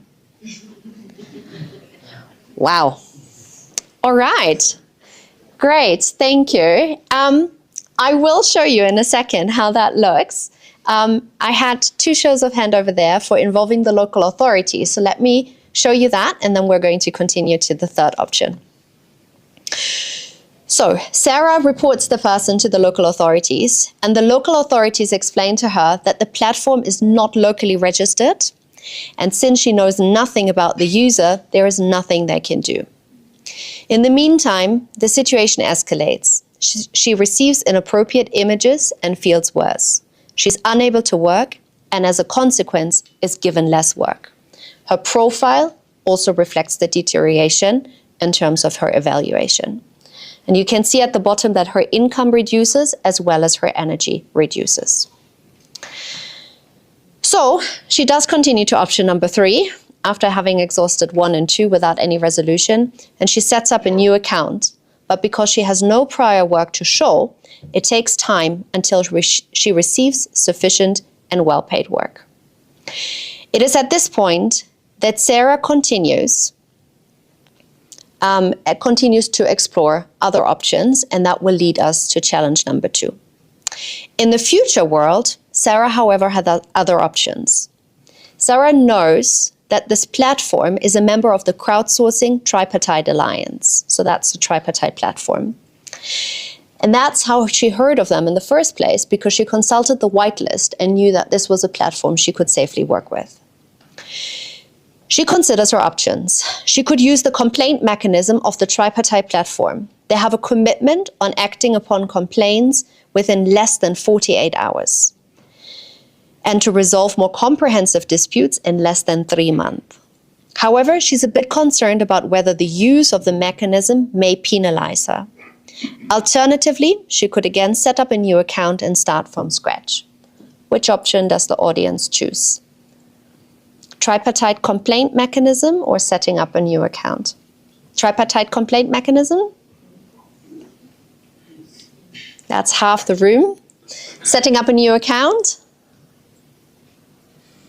Okay, I take it as the whole room was going to use the tripartite complaint mechanism then. So we went from 2 votes of using a mechanism for dispute resolution to the whole room giving it a try. Thank you for that. So we're back in our original world. It is again 2024, and Sarah has set up a new account because she was not able to get resolution through any of the other means. Unfortunately, that means that she has been struggling to get decent work, and as a consequence, she turns to what is called a super agent. A super agent is someone who has built a strong profile, receives well-paid work, and hands it off to others for them to complete some of the work, or alternatively, to rent out some of the profiles for a profit share arrangement. It will pay her better than using her own account, so she agrees. For a while it goes very well, but then one day the super agent refuses to pay her.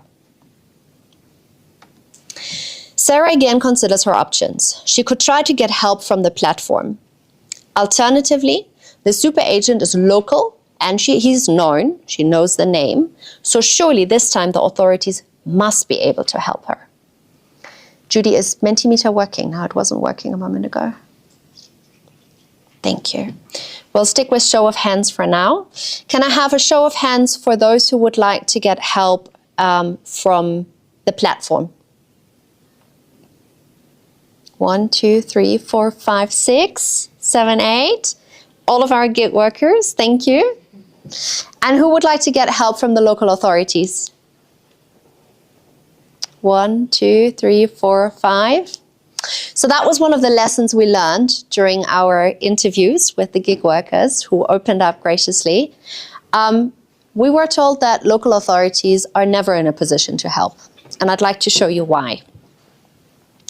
You might remember that Sarah is using a VPN to access this platform, and that she is using the account of somebody else in this particular instance. So what happens? Sarah approaches a local trade union, and they refer her to a rights lawyer who is able to assist with the initial steps free of cost. The lawyer informs her that because she doesn't have a contract, it may be difficult to pursue the super agent. Also, sharing accounts is illegal and the platform is prohibited in Kenya. So the lawyer recommends that Sarah joins a class action case against the platform to be recognized as a worker.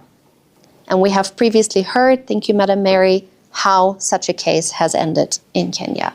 So again, we have hit a dead end. In the new scenario, Sarah knows that the platform is a member of the crowdsourcing tripartite alliance.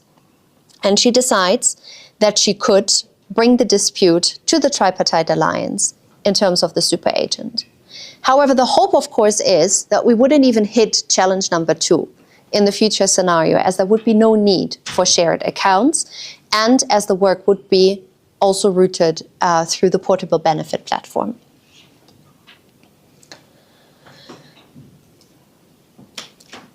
Challenge number 3, algorithmic bias.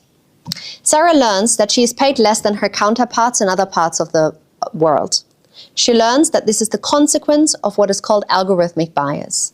She speaks about it with other gig workers in Kenya that she knows from her training courses at Ajira hubs. They decide to take collective action, and they consider their options. First, they could approach a trade union in turn to approach the platform on their behalf. Alternatively, they could approach the courts to make a case of discrimination. Could I have a show of hands for those who would choose approach a trade union?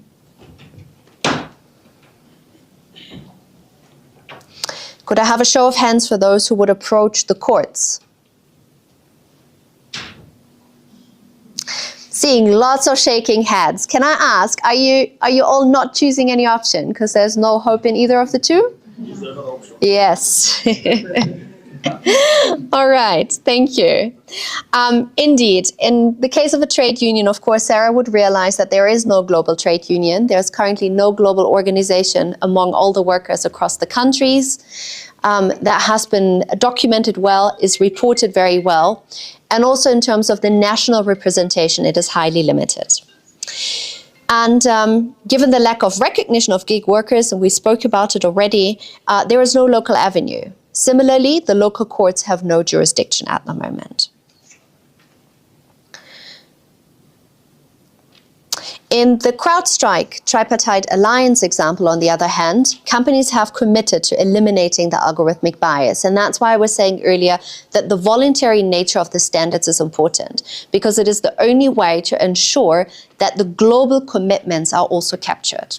And at this point, I'd like to let you know that we didn't come up with this completely in isolation, but there is already a pilot that works very similarly in Germany that is called the Crowdsourcing Ombuds Office, which is an office that has been founded by different global technology companies as well as platforms who are already trialing such an approach with good success. And there is such a global commitment. So there is an example where the global platforms that we're speaking about, who are currently being used by gig workers in Kenya, are actually already committing to eliminating algorithmic bias on their platforms across their global operations, but it is currently not accessible to workers in Kenya as it is limited to the jurisdiction where the companies have made the commitment. Challenge number 4, Sarah falls sick one day, and so does her daughter. During the time, she has no income. She uses her money to pay for the medical bills. And soon, she finds herself in a situation where she has no money and is not in a position to work either. Of course, Sarah considers her options, but there are very few, and she has to terminate her work on the platform for now. In the future scenario, on the other hand, Sarah has health insurance by virtue of the portable benefit platform. So in this instance, she would have been in a situation where she would have been eligible for both health insurance as well as sick leave in accordance with labor laws, paid directly through the platform. And with that, we're coming to the point of payment. This all costs money, and we're not oblivious to that. So we worked hard with an economic impact team to predict what is going to be the economic impact for Kenya as a nation, for industry, and for Kenya's gig workers. And that's what I would like to show you. I'll focus on our Kenyan gig workers first. So you have seen the energy bar reduce at the bottom. You've seen the money reduce at the bottom as well. So if we're assuming that in both scenarios, gig workers had the same income at the beginning, what I can tell you is that through the eradication of algorithmic bias alone, Kenya's gig workers would earn an additional $89 million per annum, in addition to what is currently being earned. That's a significant difference. 49 million of that would go to the portable benefits. So the gig workers themselves would make a small contribution to the portable benefits in the way we know it from other insurance or pension schemes, be it in Kenya or be it in other locations. That still means that we're looking at a net increase of about 50 million per annum for the gig workers in income alone. So that's before we have added any other benefits, such as the benefit of healthcare alone. If you have healthcare, if you have sick leave, if you have pensions, of course, there's less investment needed in those benefits as well. It is before we have looked at the productivity. It is before we have looked at additional job opportunities and investment. This is purely the income on the basis of algorithmic bias. But how much would it cost other actors, particularly the government of Kenya as well as industry? And what would it look like as a net benefit? So let's look at the government. There are three buckets here: tax, healthcare, and GDP. And for the tax, we're looking at an increased tax revenue of about 25 million USD per annum. For GDP, we're looking at an increase per annum of 147 million USD. And in terms of lives saved, resulting in greater productivity, that productivity would be worth 11 million USD per annum. In all of these numbers, we have not calculated for a linear increase of jobs. So it is assuming the numbers of people employed today. What that means is that once we look at greater numbers, we have a better understanding of the different investments coming in, etc., we can extrapolate further of how the linear increase of all of these numbers over the next 5, 10, 15 years would look like, because the consequence of all of this, of course, is increased investment and increased job growth, which is really what we're after. So we're looking at a tax net benefit, we're looking at a GDP net benefit, we're looking at a social protection net benefit, and we're looking at an investment net benefit. We don't have the full numbers in terms of what it would cost the private sector. That's simply due to confidentiality reasons with regards to some of the investment agreements. However, you have heard me say at the beginning that we're looking at aligning, bundling, and extrapolating the existing incentives as opposed to having additional incentives. The main benefit for industry would come from the increased legal certainty, so less legal ambiguity, fewer legal disputes, as well as from the global recognition in terms of the commitments that are being made, the alignment, and then very importantly, if you think back to the very original quote that I showed and that I referenced 5 minutes ago, it would come from the point of the skills matchmaking. So the skills that are being built and the demand on the other hand. So at this point, I would just like to invite you to give me maybe not a hands up, but maybe a clap of hands, if you indulge me, to let me know whether this is a policy you would collectively feel worth considering. Thank you.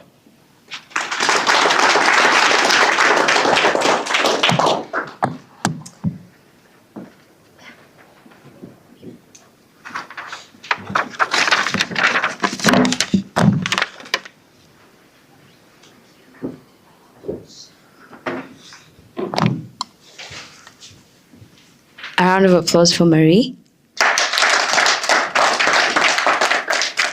All right. So, what does this game remind you of?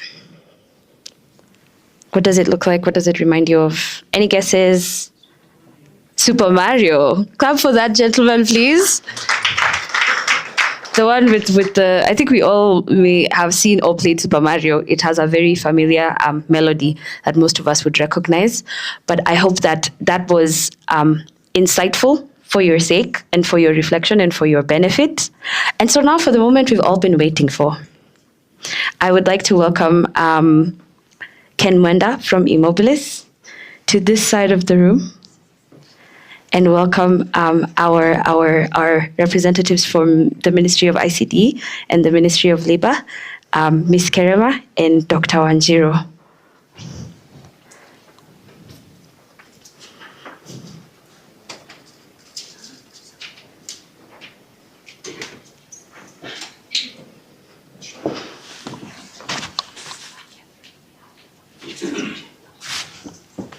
Additionally, I'd like to invite Ms. Catherine from the MasterCard Foundation on behalf of the foundation.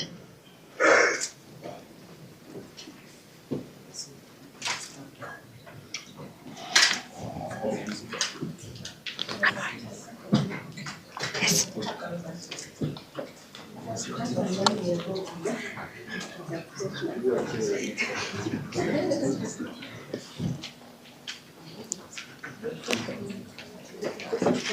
Thank you so much. Thank you so much. Thank you so much.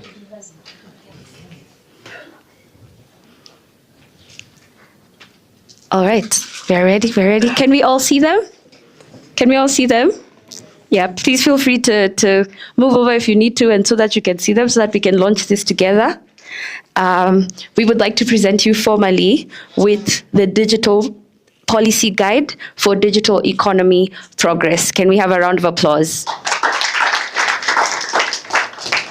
Thank you so much. So I'll welcome Madam Kerema to cut the ribbon for us.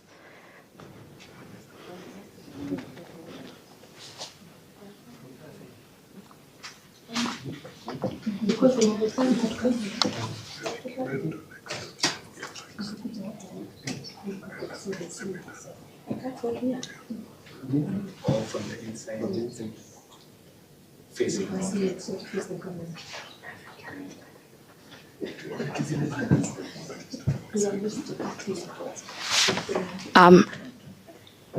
Sure. If you can just get some help moving these banners into the frame, kindly.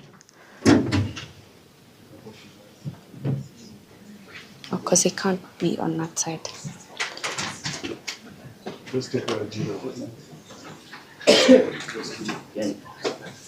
In the frame. It was meant to be in the frame. Evelyn, she wanted them behind. In the frame. Hotel wall. Yeah.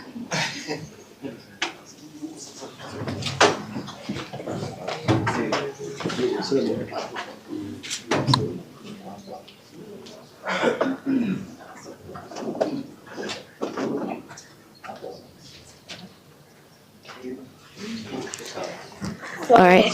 It's my simple honor to launch this wonderful document, a policy guide for digital economy progress.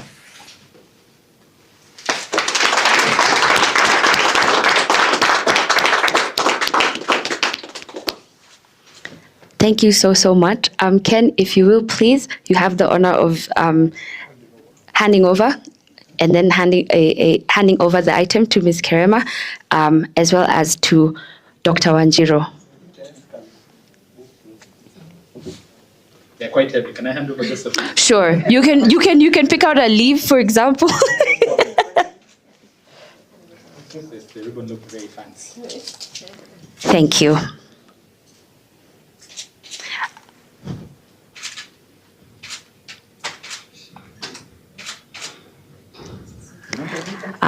Then Ken, Dr. Karaoke, thank you so much.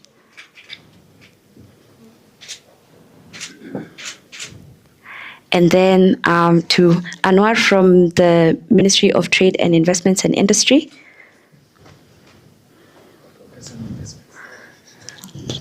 Thank you so much, Anwar. And finally with Catherine. Yes. Can I hand over to Catherine? Yes, please. Catherine for the foundation.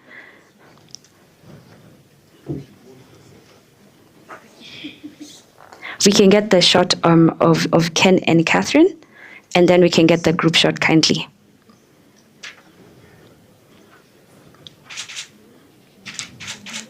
Alrighty, now we can get the group shot for all partners, all stakeholders.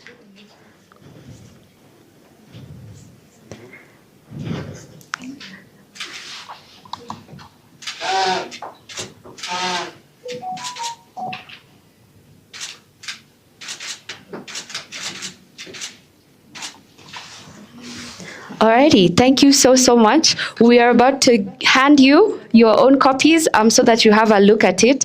Please, if I can have the AP teams and Immobilis teams kindly distribute to the room.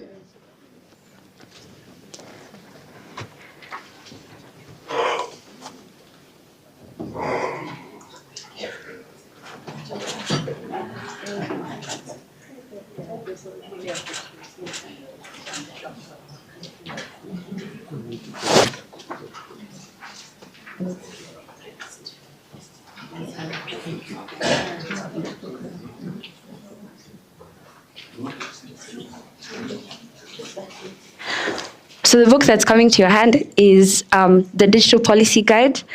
There's a guide, like a key at the front. It has directions on how to read the document.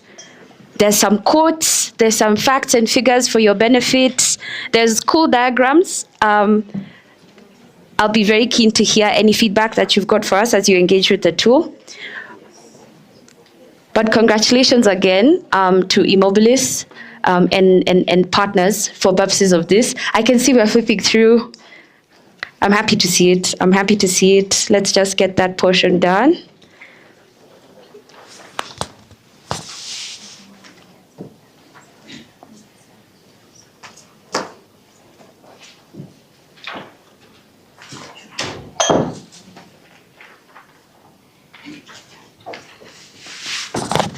Does everyone have a copy?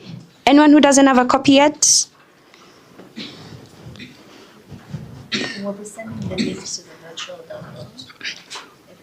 Yes. The link for the virtual download will also be sent to each and every one of you, just so that you've got something to share with your teams.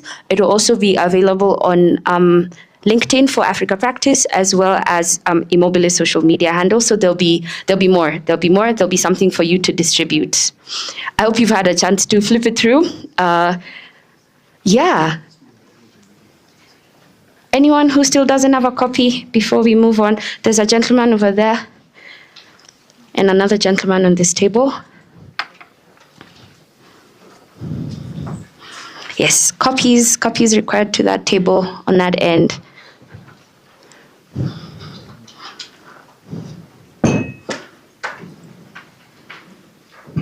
Anyone else?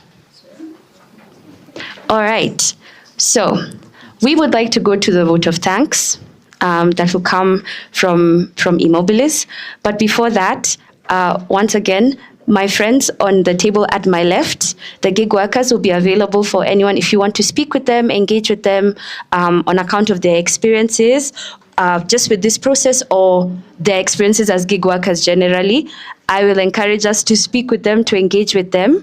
But without further ado, for the vote of thanks, I welcome Mr. Ken Mwenda from Immobilis. Let's give him a round of applause. Ken. Yes.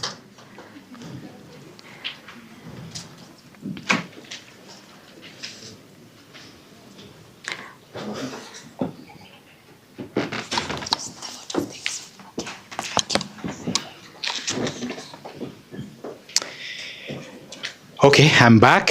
Thank you so much, everybody, for your indulgence. I'm given the task of doing the vote of thanks and just really acknowledging everyone who's taken from their time. And particularly by the time you see Serikali in a room, they're serious about what is going on. They're interested in the well-being of young people. And we really thank Madam Mary, Dr. Wanjiru in particular, and of course, our colleague from Trade, for just their comments, their observations, their guidance along, not just today, but along the whole journey over the last 9 months. I also want to thank all the delegates and the senior government officials who made it here today. I also see our friends from GIZ came in. Bona Teresios Bundi, thank you so much for coming and honoring us with your presence. The Africa Practice team, for the incredible number of hours, the sleepless nights, and that's everyone from Marie and Judy, who you've seen here, Richard, of course.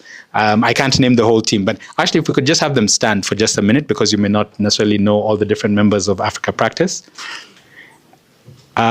This was a highly technical piece. So I just want to say thank you so much, Africa Practice, for the incredible work, for putting this event together, for the toolkit, and also for your support. And we look forward to the next steps, sensitizing the market and creating awareness, and then moving it forward even within government. So a big round of applause to that team. Our online and gig workers, we were to do a panel, and apologies just because of the interest of time, and everyone has been so gracious with their time. But if I could just ask them just to, for a minute, just to introduce themselves and what you do as a gig worker, so that at least we acknowledge you. What's working?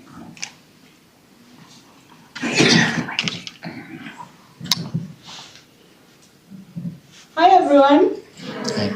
My name is Susan Gishobi from Kirinyaga County. I'm a creative writer and a motivational speaker.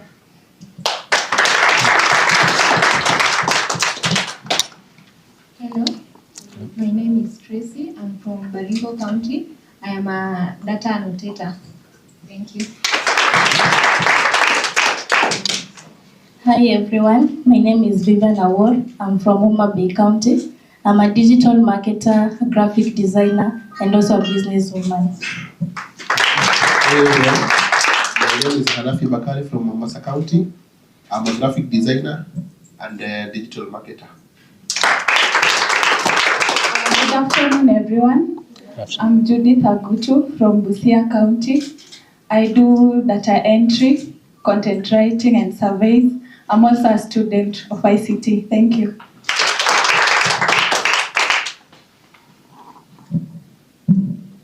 Hi everyone, I'm Dathir Ismail from Nairobi. I do data annotation and I'm also a graphic designer. I'm told that there are 3 more across the room. Where? Oh, okay.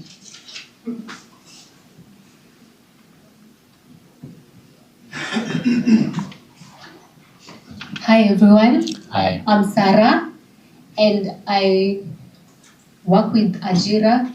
I learn from them and I'm also an editor and also a certified hackathon semi-finalist. Hi everyone, I'm Joyce Gore. I'm from California, Nairobi. I'm a digital marketer, a businesswoman also. Hi members, my name is Caleb Joseph from Kitui County. I'm a digital marketer and data annotator. Thank you.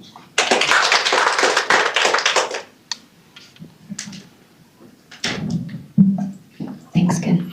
Yeah, thank you. And the reason we invited and facilitated for online and gig workers to come from all parts of the country is we felt it was important as we design, as we use human-centered design thinking, to have the face of those young people for whom we're doing this programming and this work and who need to be involved and engaged, and to remind us all that they were involved in the work, right? So sorry we didn't have a chance to have that, but as you leave the session after this, feel free, everybody in the room, to engage, interact, and introduce yourselves to this group. I also want to thank, obviously, the MasterCard Foundation. I know Catherine, I don't know if she's left. Mushemi had to leave slightly earlier for another engagement, but I do want to genuinely thank them because they have had a lot of visionary thinking. They have committed to supporting this work, not just what we're currently doing, but in the digital economy space with other partners, including ourselves. And I really want to thank them for that support, and not just on financing. Yes, money is good and it's important, but also on the creative thinking and the co-creation of some of these programs together. So the final group I think I'll thank is the Immobilis team. Last but not least, please, if I can have the Immobilis team stand up. I don't know if there are anywhere else in the room. I can assure you these guys work tirelessly to make sure that we deliver on this program. Many of them have been with us for the last 4 or 5 years, and we're very grateful for their commitment. They travel, they're on the road constantly, inspecting the 101 centers, launching activities, working with agencies and helping create jobs and helping inform and improve how we do our work. This is just a subset of the team. As I mentioned, we have over 210 staff currently, center managers, trainers, and the program management office team. So thank you so much, team, for all the work that has gone into today, but also for your committed support.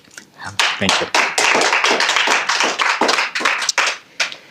I hope I have not missed anyone. I just want to say it's been fantastic having you all here today. We're truly grateful for your time and attendance. The next steps will include how do we sensitize, how do we continue this work, how does this not die? We look forward and invite the collaborative efforts with government and the other stakeholders in this room. You know who we are now, so please reach out. If there's anything that you feel can be improved in the document and in the toolkit that will take our country forward, we're all ears, and we look forward to that continued collaborative effort. Thank you so much. God bless. Have a wonderful rest of the day. Thank you so much, Ken. Please, another round of applause for Ken. And we have come to the end of our program for today. Please clap for yourselves. We've come to the end of today. I hope it has been helpful. I hope it has been insightful. I hope it has gotten us thinking in the direction of what could be. My name is Judy Muriuki. I am with Africa Practice, and I've deeply appreciated the effort and you honoring our invitation. For your information, there is tea outside, but then there's also lunch vouchers available for you. Lunch will be served from around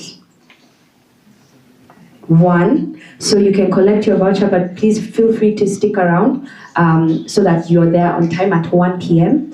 All the media people that we have for your lunch vouchers, specifically, you'll see Miss Evelyn from Immobilis, who is my co-MC.